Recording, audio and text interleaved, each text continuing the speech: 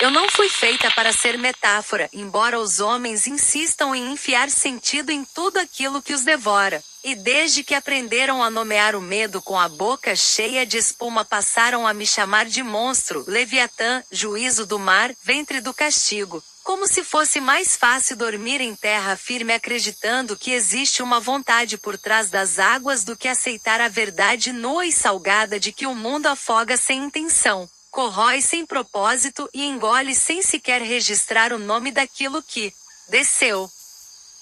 Eu sou velha o bastante para ter sentido navios apodrecerem sobre mim como folhas encharcadas, para conhecer o gosto do ferro antes da ferrugem terminar seu trabalho, para ouvir os ossos de homens partirem de encontro ao casco de suas próprias ambições, mas não sou tão velha quanto o frio, porque o frio é pai do mar e senhor de tudo que nele apodrece devagar, e é desse frio que eu vim, desse escuro líquido abaixo da luz, dessa profundidade onde a pressão aperta a carne e a memória até ambas virarem coisa amorfa, onde não existe azul como vocês imaginam, só uma negrura densa e mineral atravessada por brilhos de criaturas que acendem o próprio corpo para não enlouquecerem de todo, pequenas lanternas vivas que piscam na distância como nervos expostos de um deus enterrado. Eu caminho por esse abismo com a calma enorme das coisas que sobreviveram a ponto de desaprender à pressa, enquanto acima de mim a superfície se debate em acessos de violência que os homens chamam de tempestade. Como se a palavra bastasse para conter a brutalidade sensorial de uma noite de mar enfurecido, a chuva caindo não como bênção, mas como uma saraivada gelada de agulhas líquidas que perfuram a pele da água e a fazem fumegar de frio, o vento torcendo as ondas até elas criarem espinhas, brancas espumosas, rangendo sob um céu de chumbo rasgado por relâmpagos cuja luz, ao atravessar a massa instável, desce até mim em manchas trêmulas, cadáveres de claridade afogados antes de tocar o fundo. Eu sinto tudo isso no corpo, o impacto das correntes, o tremor grave das placas de água se chocando, o gosto da salmoura virada pela fúria do vento, a descida súbita dos redemoinhos que nascem quando a superfície enlouquece e puxa para baixo cardumes inteiros, tábuas, velas, mastros, braços humanos abertos em desespero, peixes de escamas frias girando até quebrarem o próprio eixo e morrerem tontos, sangrando pela boca, olhos opacos de quem foi moído não por dentes, mas por rotação, e os homens. Ah, os homens, vocês deviam ouvi-los quando a embarcação racha e o mar enfim toca a pele deles de verdade, sem a mediação da madeira. Porque aí descobrem que a água não é esse espelho manso dos portos nem essa pintura domesticada em canções de marinheiro, a água é faca cega e infinita. Água gelada entra pelo nariz como chumbo derretido ao contrário, água pesa sobre as roupas até transformá-las em mortalha, água arranca o ar e substitui o pulmão por pânico, e eu escuto seus gritos distorcidos cortados pela espuma, escuto preces se desfazendo em bolhas, nomes de mães, de santos, de filhos, de deuses, e quase todos imaginam, num derradeiro instante em que a onda os ergue para logo esmagá-los, que existe um rosto esperando por eles nas profundezas. Um olho colossal avaliando sua culpa, quando na verdade há apenas a matéria fria do mundo em movimento, e às vezes eu, nadando entre destroços como uma sombra que ganhou carne. Houve um tempo em que eu subia menos, alimentando-me das criaturas do meu próprio reino escuro, lulas que cintilavam em agonia, peixes de carne translúcida, corpos longos e sem nome que se enrolavam nas minhas mandíbulas antes de se renderem à mastigação lenta do fundo. Mas então os homens passaram a invadir mais longe, mais fundo, mais ruidosos, rasgando o dorso do oceano com quilhas de âncoras, derramando óleo, sangue, lixo, orações, e comecei a encontrá-los em toda parte, primeiro como rumor, uma vibração de madeira sobre a água, depois como gosto, o gosto de cozido rançoso que escapa de seus navios, o cheiro da fumaça, da gordura, do medo, e por fim como presença concreta, cativa, orgulhosa, ridícula, olhando o mar como se ele fosse via de passagem e não boca aberta. Então passei a engolir mais deles, não por justiça, porque isso é invenção de criaturas pequenas que precisam atribuir causa moral à própria ruína, mas por simples encontro, acidente, fome e irritação, às vezes só porque a superfície estava hostil e um casco se encontrava na posição errada quando eu vinha subir para respirar. Foi numa dessas épocas de chuva incessante, quando o céu parecia um couro apodrecido estendido sobre o mundo e a água batia em tudo com a insistência de dedos frios cavando um túmulo, que encontrei o velho. Eu não sabia seu nome quando o engoli. Nomes se dissolvem depressa no mar. Para mim ele era primeiro um ruído curto dentro de uma embarcação pobre, um homem teimoso avançando por águas que já haviam avisado, com vento de lado e ondas torcendo o barquinho até fazê-lo gemer como osso velho. E desci sob ele com a lentidão monumental de quem conhece melhor do que qualquer outra criatura a delicadeza inútil da madeira diante da massa viva do oceano. O barquinho virou no instante em que minha coluna o roçou por baixo. Ouvi a madeira estalar, a vela rasgar, ouvi o homem cair com aquele som inconfundível do corpo entrando em água gelada à força. Uma pancada surda seguida de respiração roubada, e subi, abri a boca, senti o casco quebrado, cordas, peixes arrancados da rede, um remo, a velha criatura humana e um punhado de sal grosso escorrerem pela minha língua abaixo, tudo junto, num redemoinho íntimo de água negra e pânico. Vocês chamam o meu interior de ventre, mas ventre sugere acolhimento, calor, alguma promessa de gestação, e não há nada disso em mim. O que existe dentro do meu corpo é uma catedral de matéria úmida onde a água não desaparece nunca, apenas se acumula em poças mornas e viscosas entre pregas de carne viva, onde cada som volta deformado pelas paredes rosadas e pulsantes, onde ossos de peixes grandes demais para passar inteiros pelas dobras descansam meio dissolvidos, brancos e lisos como dedos de marfim polido, e o ar, quando existe, fede a alga morta, bile, sal envelhecido e aquilo que o pânico humano transpira quando percebe que ainda não morreu, esse cheiro ácido, quase metálico que me faz lembrar de tempestades fechando a superfície. O velho não morreu logo. Alguns não morrem. Há corpos pequenos e duros que resistem na escuridão por uma teimosia que eu nunca compreendi. E ele era um desses, tossindo água, batendo as mãos no chão de carne, tentando se orientar em meio ao breu úmido onde minhas pulsações soavam como tambores enterrados. Mais tarde saberia pelas palavras que repetia que o chamavam Gepeto, e achei curioso como os homens insistem em nomear as coisas com cuidado e depois as deixam vagar por mares que não se importam nem um pouco com essas delicadezas.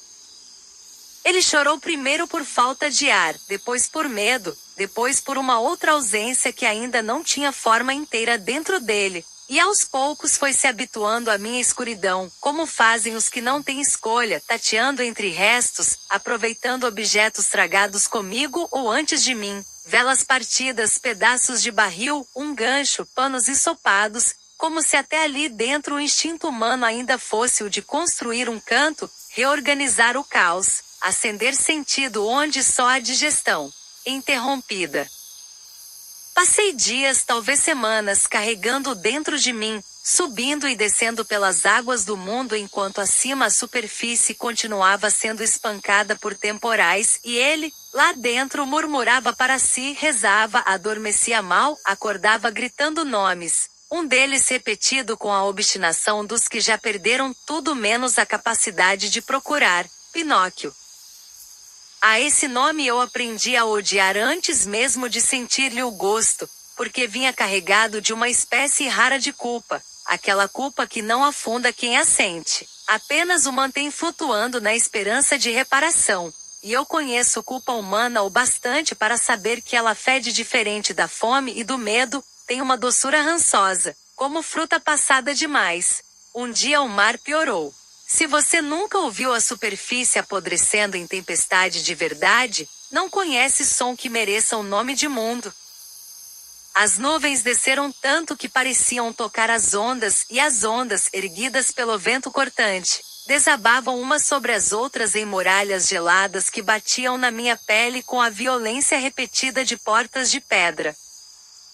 A chuva atravessava a lâmina superior com fúria tal que até em minhas profundezas eu sentia a batida dela, milhões de dedos de gelo percutindo o teto do oceano, fazendo a água tremer num desconforto enorme, e os redemoinhos nasceram aos pares, espirais fundas abrindo-se como pupilas enlouquecidas, sugando peixes aos montes. Cavalos marinhos, atuns, lulas, gaivotas caídas, pedaços de mastros, redes e também homens, sempre homens. Braços girando em círculos cada vez menores até desaparecerem sob a espuma, alguns vivos ainda quando a rotação lhes quebrava o pescoço, outros já apagados de frio antes mesmo de tocar a parte escura.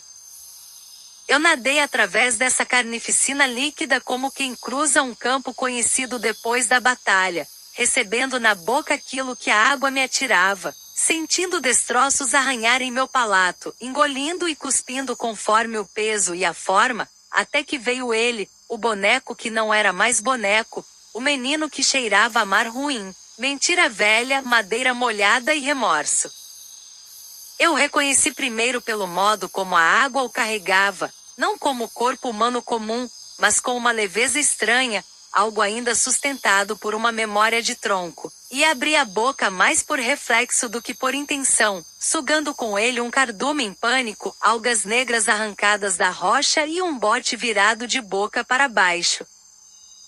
Quando caiu em mim, Gepeto gritou o nome com uma alegria tão cortante que até minhas paredes internas pareceram se enrijecer um instante. E o som daquele reencontro dentro do meu corpo me pareceu o mais grotesco dos ruídos humanos, porque não havia nada de belo em dois seres se abraçando entre poças de bile e ossos de peixe, num aposento de carne onde o teto escorria viscosidade e meu coração, enorme e indiferente, mantinha-lhes o tempo com batidas de órgão cego, mas eles choraram como se o universo tivesse aberto uma brecha de misericórdia dentro do meu estômago, o pai apertando o filho pedindo perdão, e aquelas palavras pequenas culpa, amor, saudade, promessa boiavam no ar podre feito insetos brilhantes demais para o lugar, e eu os ouvi por dias planejando a fuga, sonhando com a superfície, com fogo, com ar, e de todos os desejos humanos talvez esse seja o mais risível.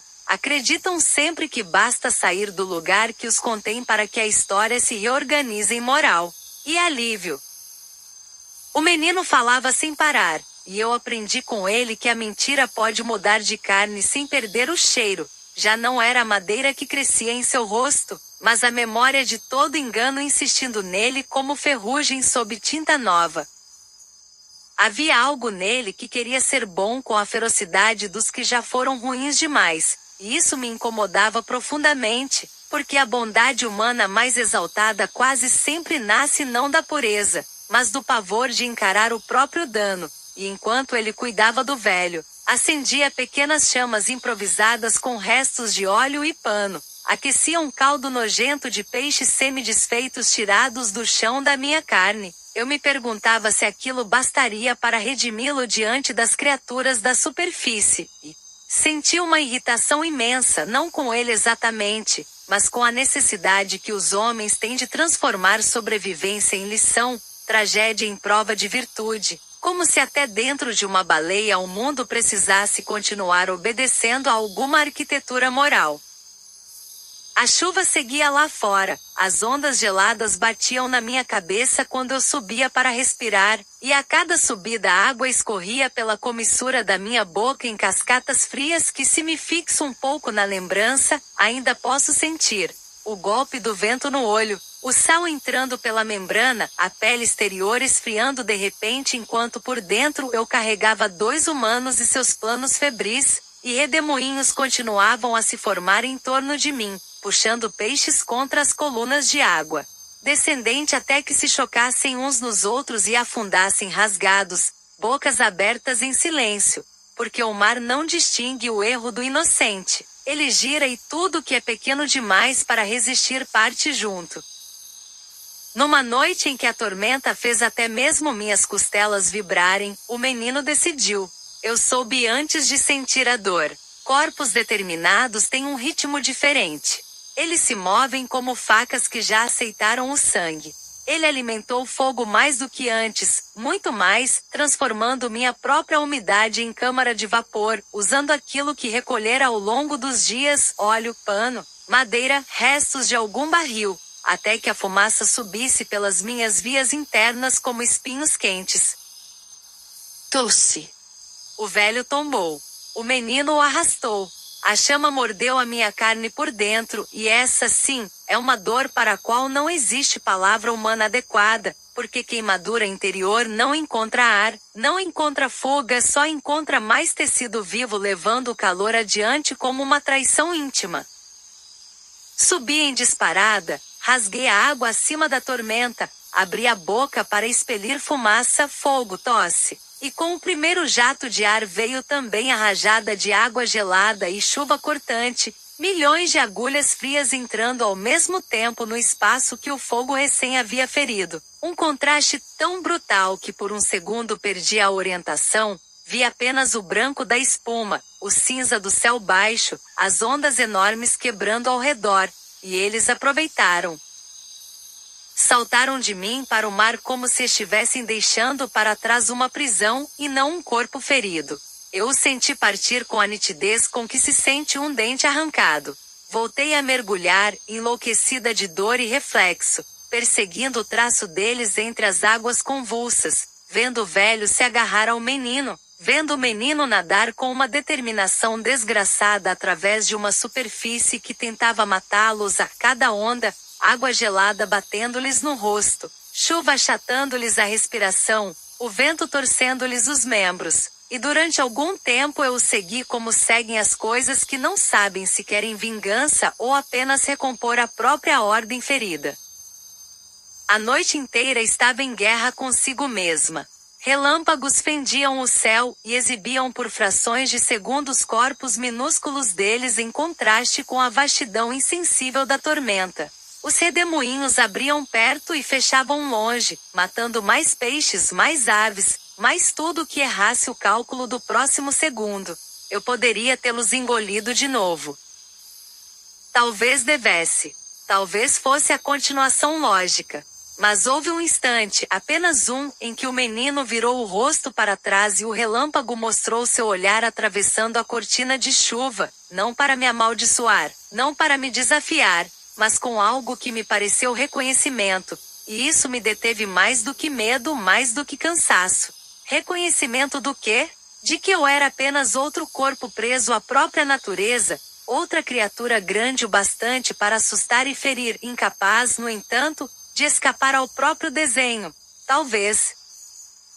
Ou inventei isso depois, como inventam todos os sobreviventes. Não importa. Mergulhei.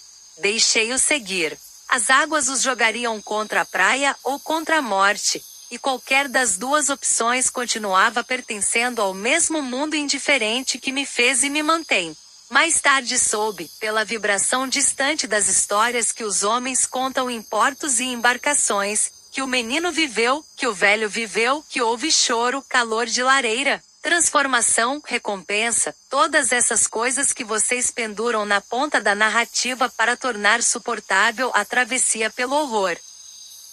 Não me cabe negar nem confirmar. Eu só sei do que senti. A fumaça me abrindo por dentro, a chuva gelada costurando minha pele por fora, o mar profundo e violento engolindo o mundo sem jamais saciar-se. Os peixes mortos girando em funis de água escura, humanos virando pedaços, pedaços virando silêncio, e eu continuando, sempre continuando, a nadar por esse reino de frio e pressão onde até a luz chega já ferida.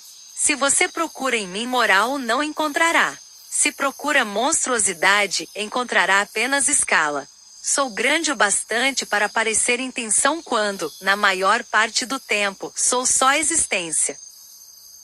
Engulo, carrego, tuço, afundo, volto, e acima de mim a superfície continua sua liturgia de tempestades. Com a chuva castigando as ondas até que elas se ergam como muralhas de vidro partido, o vento arrancando da água um cheiro de sal cru e algas esmagadas, o frio transformando cada gota em lâmina minúscula, redemoinhos abrindo-se onde menos se espera, peixes e homens morrendo com a mesma surpresa nos olhos, porque o mar não respeita biografias.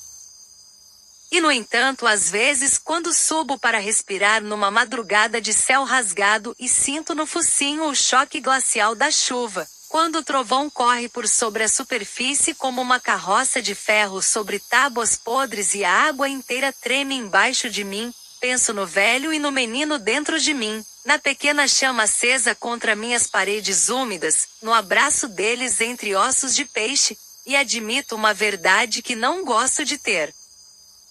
Talvez o mais perturbador em vocês não seja a capacidade de mentir ou de fugir, mas a insistência quase obscena em procurar calor mesmo nos lugares feitos apenas para digerir, e é por isso, talvez, que continuam voltando ao mar apesar de todo o resto. Apesar da chuva gelada que corta o rosto, das ondas que arrancam barcos do prumo, do frio que entra pelas unhas, dos redemoinhos que trituram cardumes e afogam homens, apesar de mim e de tudo que há sob a pele escura do oceano.